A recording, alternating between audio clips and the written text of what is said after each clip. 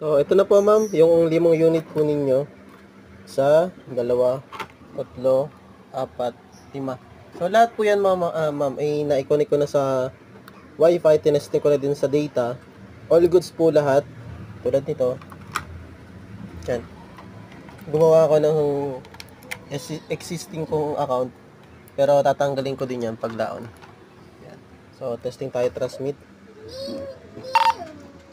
1, 2, 3, check. 1, 2, 3, check. Yan. So, ganun din to. 1, 2, 3, check.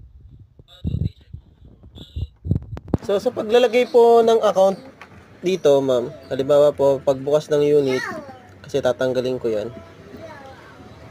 Halimbawa ito.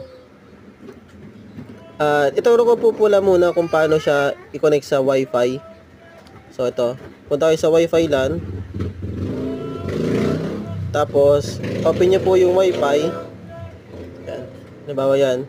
Tapos, hanapin nyo po yung Wi-Fi na nakakonectan nyo. Tapos, halimbawa ito. Forget ko muna. Kasi ito, nakakonect na to eh. Yan. Tapos, halimbawa ito.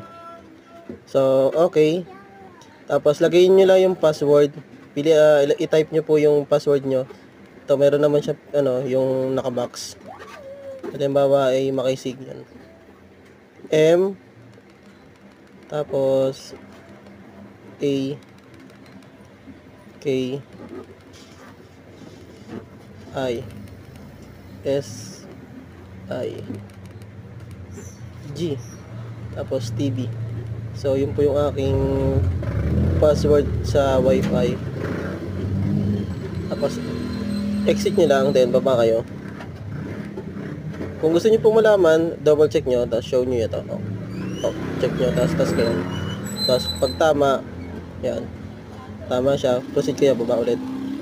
Dapat yung pagka-shade na pupunta dito sa connect. Baba. Yun, connect. Tapos, menu. Tapos maglo-loading, hintay kayo lang ng segundo, meron ng wifi. So, same as pag naman data, okay na po yan, naka-wifi na kayo. Sa data naman po, ma'am, pili kayo ng SIM card na compatible dito. Kasi may mga lumalabas pong issue ngayon na sa market ay hindi po compatible. Parang, ano pa yan? Yung fake po yung SIM card na nabibili. Pero ingat po kayo doon, pili lang kayo ng pwede. Tapos, i-register nyo po sa NTC kung naka-register na, lagyan nyo po ng load na data.